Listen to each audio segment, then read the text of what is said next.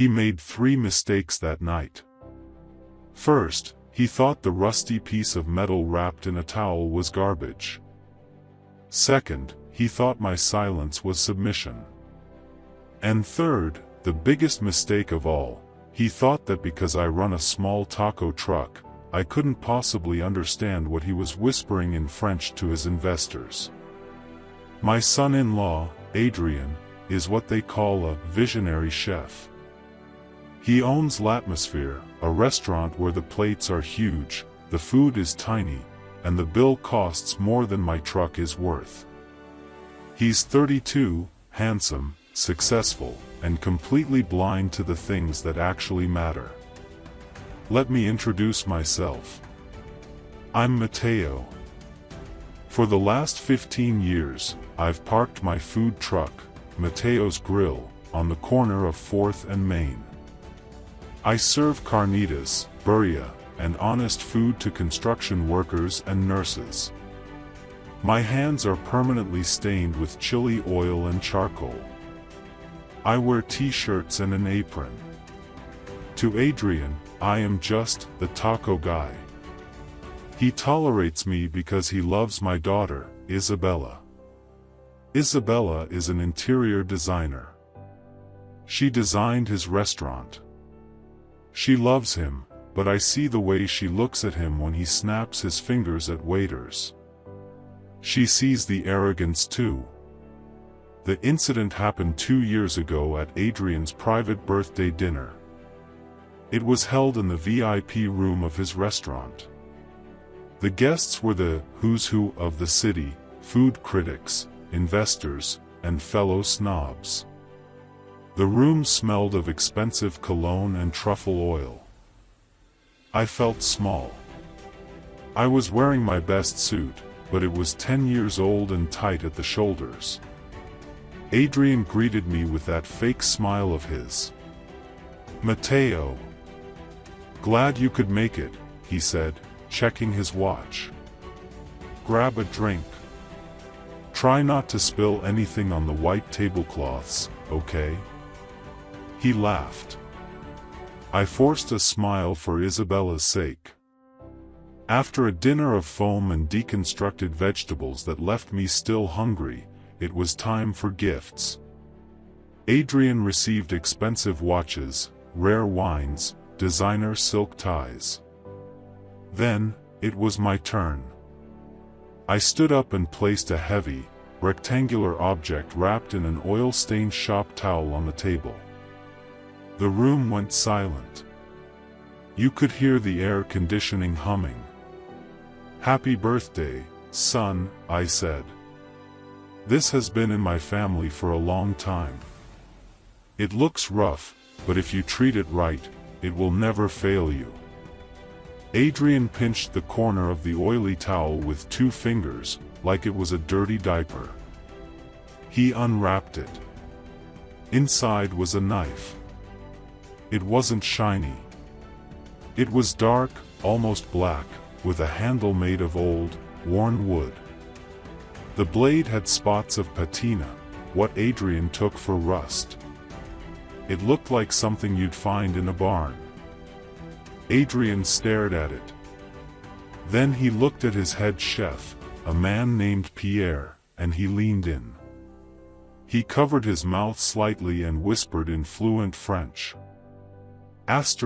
Regarde ca. Il m'offre de la ferraille. Le vieil homme pense que je vais mettre cette poubelle dans ma cuisine. C'est embarrassant. Translation: Look at this. He gives me scrap metal. The old man thinks I'm going to put this trash in my kitchen. It's embarrassing. Pierre snickered. The investors at the end of the table, who also spoke French, smirked into their wine glasses. They looked at me with pity. The poor taco man and his trash gift. Adrian turned back to me, switching to English, his voice dripping with fake gratitude. "Wow. Thanks, Mateo. It's rustic. I'll keep it in the garage. Might be good for opening boxes. I saw Isabella flinch. She knew I treasured that knife. But she didn't say anything. She didn't want to cause a scene. I could have spoken up then. I could have told him right there in front of everyone. But I didn't. I hold my temper. I learned that in the heat of the kitchen a long time ago. So, I nodded. Just keep it oiled, Adrian, I said. He rolled his eyes when he thought I wasn't looking. 2 years went by. I kept working my truck. Adrian kept chasing his dream, a Michelin-Star. The highest honor in the cooking world. He was obsessed. He spent thousands on new equipment, liquid nitrogen machines, laser thermometers. But the critics kept saying the same thing, technically perfect, but lacks soul. Last month, Isabella called me. She sounded frantic. Dad, you have to come. Tonight is the night. The chief inspector from the Michelin Guide is coming to L'Atmosphere. Adrian is freaking out. He wants family there for support. Please. I put on my suit. The restaurant was tense. You could feel the panic in the air. Adrian was in the open kitchen, screaming at his staff. He was sweating. The inspector arrived. A stern woman named Madame Dubois. She sat at the center table. The meal started well, but disaster struck during the main course. It was a whole roasted suckling pig, meant to be carved tableside by the chef himself. It was theater. It was supposed to be the highlight. Adrian wheeled the cart out. The pig was cooked, the skin crispy. He picked up his brand new, $2,000 Japanese steel knife. He went to make the first cut. He hit the bone. The knife slipped. He tried again. The skin was too tough, the knife was too light, too delicate. He was hacking at the meat. It looked messy. It looked amateur. Madame Dubois was watching, her pen hovering over her notebook. She looked unimpressed. Adrian was panic-stricken. His hands were shaking. He was ruining the main course of his career. The knife isn't heavy enough, he hissed at Pierre. Get me another. We don't have anything heavier, chef. Pierre whispered back. Adrian froze. He was about to fail. I stood up. I walked past the stunned waiters. I walked right up to the carving station. Dad, sit down. Adrian hissed. What are you doing? I reached into the inside pocket of my jacket. I pulled out a cloth roll. Move, I said. Maybe it was the tone of my voice, or maybe it was his desperation, but he stepped back. I unrolled the cloth. There it was. The scrap metal. The dark, carbon steel blade with the wooden handle. I gripped it. It fit my hand like a glove. I didn't look at Adrian. I looked at the pig. Asterisk chunk, asterisk. The blade went through the crispy skin like a laser. Asterisk slice. Slice. Slice, asterisk. I carved the meat with the precision of a surgeon and the grace of a dancer. The knife didn't hack, it separated. In 30 seconds, the plate was perfect. I wiped the blade on my cloth and set it down. Madame Dubois stood up. She walked over to the table. She wasn't looking at the food. She was looking at the knife. "May I?" she asked. I nodded. She picked it up carefully, examining the heel of the blade. She saw the faint, stamped maker's mark that Adrian had never bothered to look for. "Mon Dieu," she whispered. "This is a Rossi. A 1954 Giuseppe Rossi carbon." She looked at Adrian, then at me. "There are only 5 of these left in the world. The last one sold at auction for 40,000 euros. It is considered the sharpest steel ever forged." Adrian's jaw hit the floor. "What? No, that's Mateo's old knife." I turned to Adrian. And for the first time in 2 years, I spoke the language he thought was his secret weapon. "It is not an old knife, Adrian. It is a legacy. And you treated it like trash." The color drained from his face. You speak French?" "I lived in Lyon for 10 years before I moved here," I continued, still in French, loud enough for the investors to hear.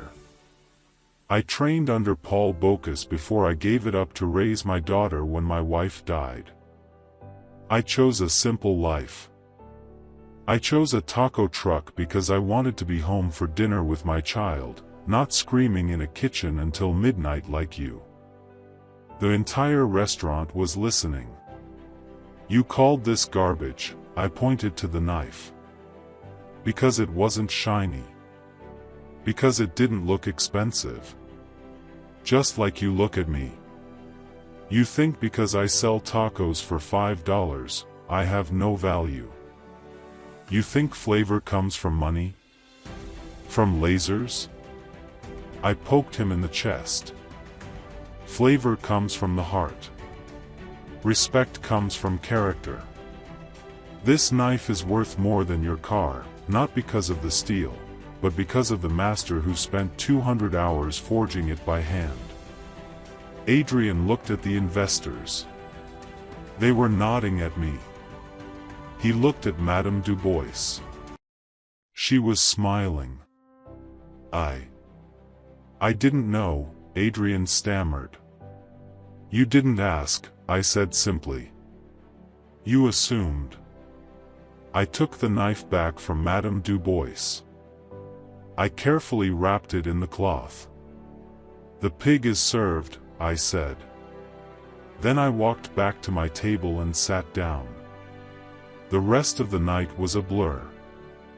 Adrian didn't get his Michelin-Star that night.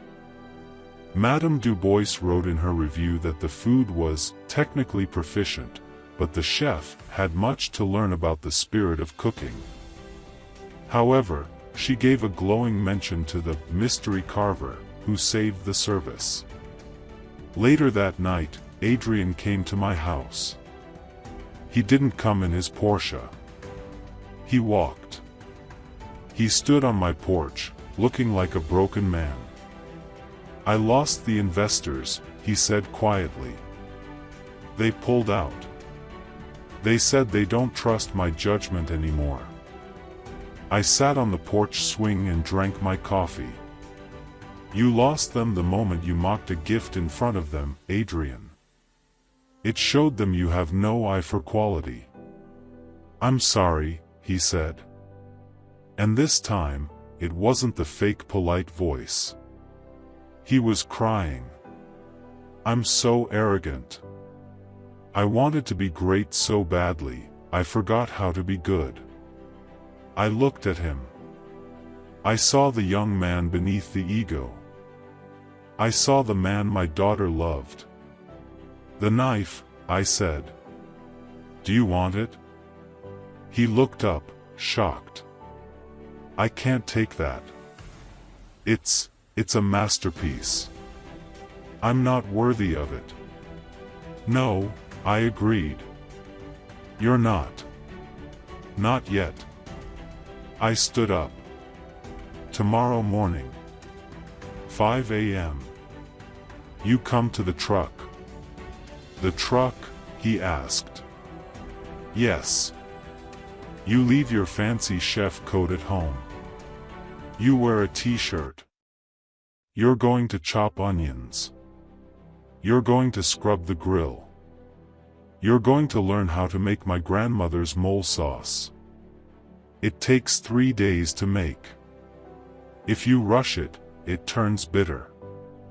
Just like life. And if I do that? He asked. Then we'll see, I said. I'll teach you French. The real French. Kitchen French. And maybe, one day, you'll earn the right to hold the Rossi blade.